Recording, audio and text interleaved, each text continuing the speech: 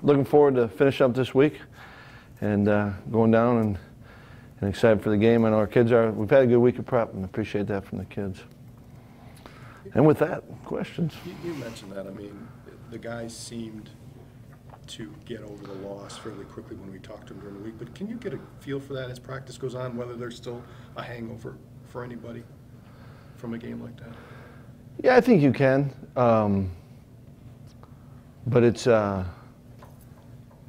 been one where they really did. And it's not to say that they aren't taking that in the game serious, you know. But I think they took away the lessons to be learned, and we've had good energy at practice. You know, I like the way they've gone forward. Okay. What about Joel? I mean, he takes things to heart, and he seemed to be on a pretty good roll until last week. Yeah, I think that's one of the strengths of Joel is his temperament, and and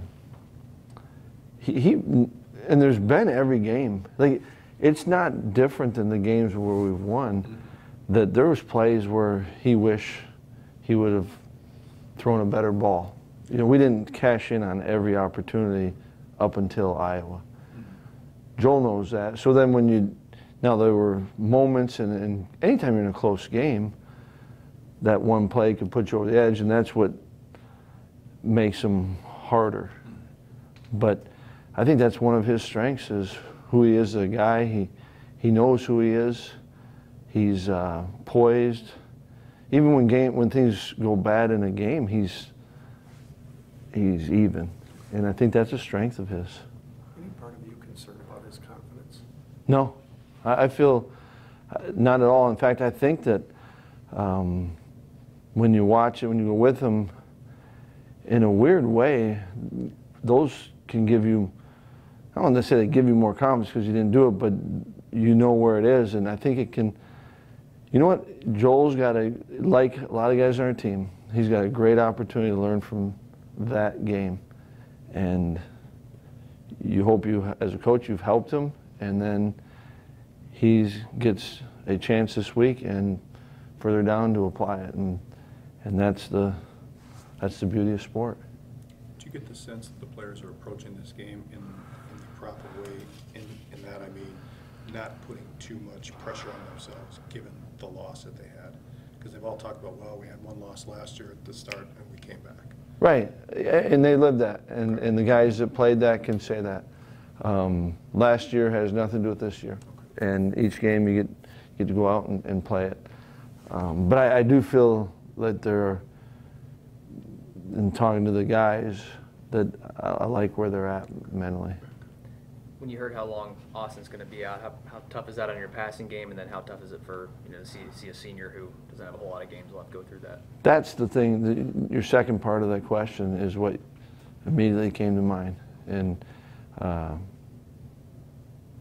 you know, here's a guy that did everything he could to have his best season in his last season, and I thought was playing at a good level and was enjoying it. That's what you feel bad about. And you know, as far as, yeah, we're going to miss him because there's a player that was playing well in Austin, and now it's an opportunity for Foom and Steph to step up. Was Alex able to practice today? We haven't gone yet today. Oh yeah, yeah. I forgot. Sorry about that. Yeah, he'll be good. Do you expect him to be able to go today? I do. How would adding Ben Schultz to your offensive line increase its effectiveness? You know, it's good having Bo back, and it gives us some depth at a spot that we didn't have. You know, Hayden's not going to be able to go this week. You know, so but it gives us some depth, and now I think, you know, Walker's been able to go through a full week, so you've got some depth for the first time. And all along we thought Bo was a guy that was athletic, and it was fun. Like, he's going kind of the opposite of Austin. He's been sitting on the sideline, and now he's been energized, and I think he's got a good personality where it gives the group some energy of coming in and playing. You know, it's not easy when you're watching your teammates practice, and so that's been good. So I think, you know, adding Bo for the first time, you're getting some addition, and that's good for the group. Your running game, there are a lot of what specifically can Dare do, and what specifically can Taiwan do to be more effective? Can they do better reads with cuts? What is there something specific that you've seen on film that you go, this is where you need to be better, and if you were? Yeah, there's a couple of in each a little bit differently. You know, I think it's understanding the scheme, and on each one, when you couple that with who you're facing again, or what you're facing. You know, if you're playing an odd front, it's different than if you're playing an even front.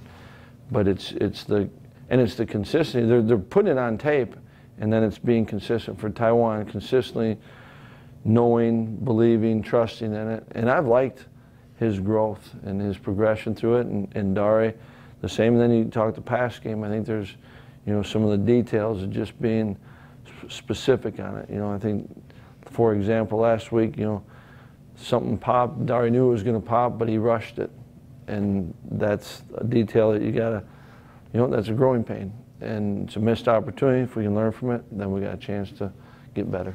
Obviously, you'd prefer to be 1-0 in the league, but as a competitor, are you eager to see how they respond to the challenge?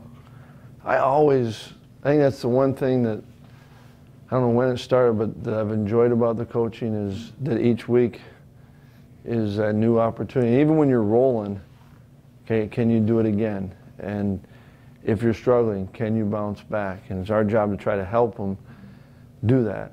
But I think that's what's fun about the game is it's about the game, and you got to go play in that moment. And I've enjoyed getting to know, and each week I find out more about this team. And it's not just this team. I've always wanted to gather information about the players you're coaching. And each opportunity you get a chance to learn more about them, I think you can then coach them better.